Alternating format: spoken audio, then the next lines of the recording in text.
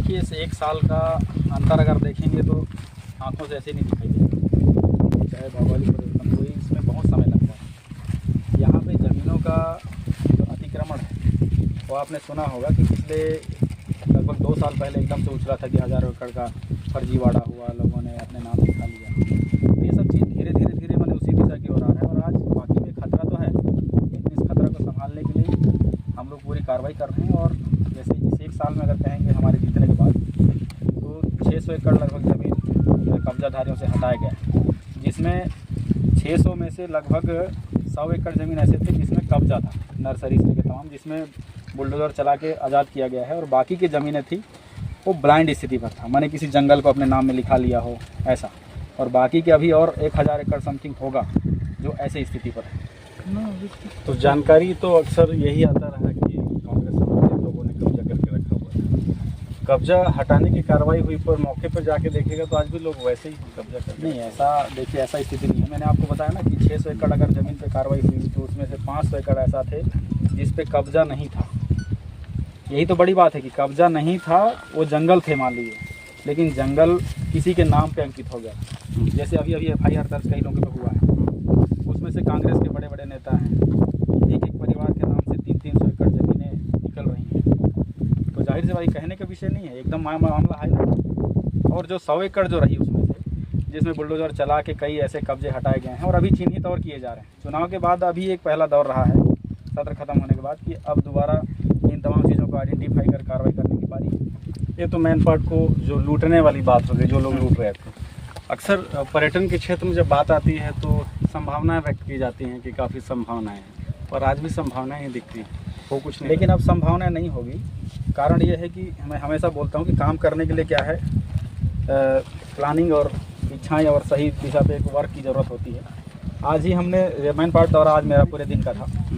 आज ही हमारा tiger point को लेके, दलदली को लेके और उल्टा पानी को लेके फ्लावर पर्यटन विकसित करने के लिए योजना बनाए। अधिकारियों को हम बुलाए, जैसे टाइगर पॉइंट में जितने भी खाली जगह हैं उसमें रोज़ गार्डन विकसित करने के लिए एस्टिमेट बना रहे हैं, वो लोग मिट्टी परीक्षण कर रहे हैं। और मुझे लगता है ये पहला दौर ऐसा होगा इस मैन पार्ट के लिए कि ऐसा एक पेड़ पर्यटन के नाम से लगाया जा रहा है, नहीं तो इससे पहले नहीं लगाए गए।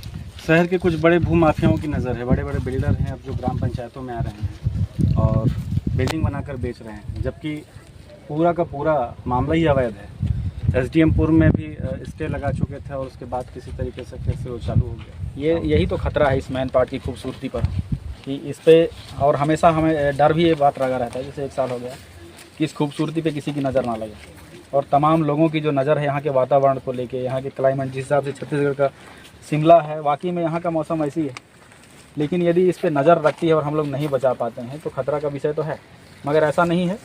और जिस हिसाब से आज बीजेपी की सरकार आई है, जीरो टॉलरेंस पर कार्रवाई ताबड़तोड़ हो रहे हैं। आप समझ सकते हैं कि ज़मीन के मामले में पहली बार FIR यहाँ हुआ है 12 लोगों के ऊपर, और सेकेंड चरण में और FIR होने।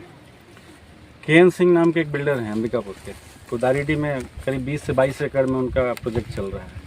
वो पूर्णतः इलीगल है। उस पर पूर्व में भी अधिकारियों ने बयान दिया था कि वो गलत तरीके से बनाया जा रहा है।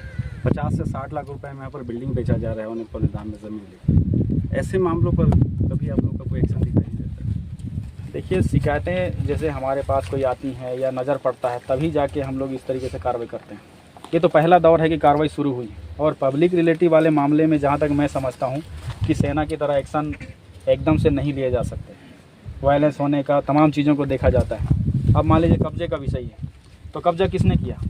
भाई बाहर विदेश से आके कोई आदमी कब्जा नहीं किया होगा। जाहिर सी बात है कि यहाँ के ग्रामीण लोग मौका देकर कब्जा किए होंगे। तो इस विषय में क्या है, बहुत ज़्यादा कठोर कार्रवाई करके। नहीं, मैं ग्रामीणों की बात नहीं कर रहा हूँ। अगर बड़े बिल्डर इस तरीके से शहर की तरफ से गाँव में रुक कर रहे हैं और यहाँ की ज़मीनों को कम दामों में लेकर, सस्ते दरों पर लेकर महंगे दरों पर बेच रहे हैं उसको, वो भी अवैध तरीके से, बिना ग्राम सभा की अनुमति के, बिना किसी टैक्स के, तो वो कहाँ तक सही? एक चीज़ देखिए, अगर ग्रामीण अपना ज़मीन बेचता है वो स्वतंत्र है ग्रामीण बेचने के लिए।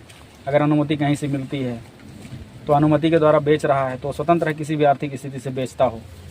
अब यहाँ पे विषय ये आता है कि ग्रामीण को हम कैसे जागरूक करें कि ज़मीन ना बेचे। नहीं, वो बेचता भी है अगर तो व्यक्तिगत, मान लीजिए कोई अगर कॉटेज बनाना चाह रहा है, रिसोर्ट बनाना चाहता है, पर अगर कोई कमर्शियल तरीके से उसका उपयोग कर रहा है, उसको बिल्डिंग बनाकर बेच रहा है, तो पंचायत को भी तो टैक्स जाना चाहिए ना। देखिए अगर ऐसा करता है तो वो अवैध है, और यदि ऐसा विषय है